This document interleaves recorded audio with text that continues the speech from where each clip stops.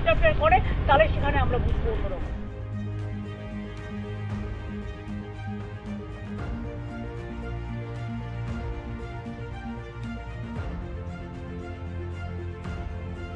नमस्कार, आप देख रहे हैं इंडिया पब्लिक खबर और मैं हूं आपके साथ आकांक्षा। 2024 लोकसभा चुनाव का सियासी संग्राम नजदीक है। विपक्षी दल एनडीए को मात देने और सत्ता से बेदखल करने के लिए एकजुट होकर चक्रव्यूह रच रहे हैं, लेकिन कहीं न कहीं इस चक्रव्यूह में इंडिया गठबंधन खुद फंसता देखा जा रहा है। लोकसभा चुनाव से पहले विपक्षी इंडिया गठबंधन को पश्चिम बंगाल में जोर का झटका लगा है। पश्चिम बंगाल की मुख्यमंत्री और तृणमूल कांग्रेस की प्रमुख ममता बनर्जी ने एकला चलो का नारा दे दिया है, जिसके बाद विपक्षी इंडिया गठबंधन की तस्वीर और भविष्य पर संकट के बादल गहरे हो गए हैं।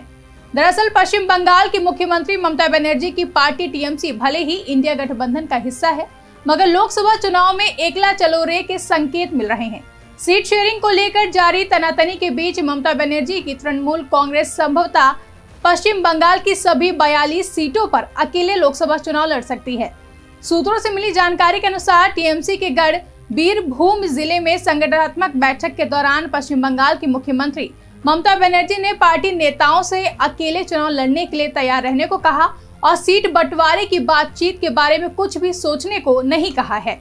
ममता बनर्जी ने यह ऐलान करते हुए कहा कि मैंने जो भी सुझाव दिए वह सभी नकार दिए गए हैं।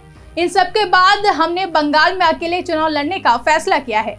ममता ने राहुल गांधी की यात्रा पर नाराजगी जताते हुए कहा कि शिष्टाचार के लिहाज से भी उन्होंने हमें नहीं बताया है कि यात्रा बंगाल आ रही है। हालांकि ममता बनर्जी ने कहा कि ये इंडिया गठबंधन के साझेदार के तौर पर राष्ट्रीय स्तर पर चुनाव के बाद अपनी आगे की रणनीति पर फैसला करेंगी।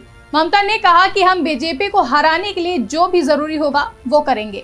बता दें, ममता बनर्जी ने दो टूक कहा कि हमने पहले ही कह रखा है कि कांग्रेस 300 सीटों पर चुनाव लड़े और क्षेत्रीय दलों को अपने क्षेत्र में बीजेपी से मुकाबला करने दिया जाए। उन्होंने ये भी कहा कि क्षेत्रीय दल एक साथ रहेंगे, लेकिन यह भी स्पष्ट किया कि अगर वह हस्तक्षेप करेंगे तो हमें फिर से विचार करना होगा।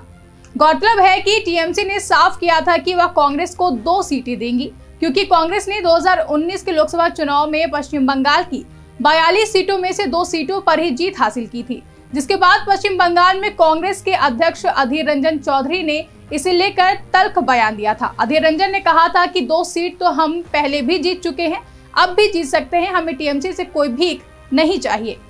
गौरतलब है कि लोकसभा चुनाव के लिए 28 विपक्षी पार्टियां इंडिया गठबंधन के बैनर तले एक मंच पर आई थी।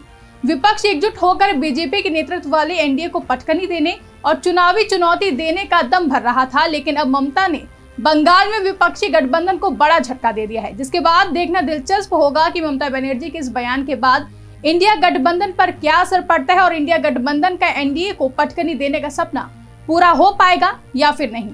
फिलहाल के लिए इस रिपोर्ट में बस इतना ही। देश और दुनिया की ऐसी ही तमाम बड़ी खबरों के लिए हमारे YouTube चैनल को सब्सक्राइब करें और बने रहें इंडिया पब्लिक खबर के साथ।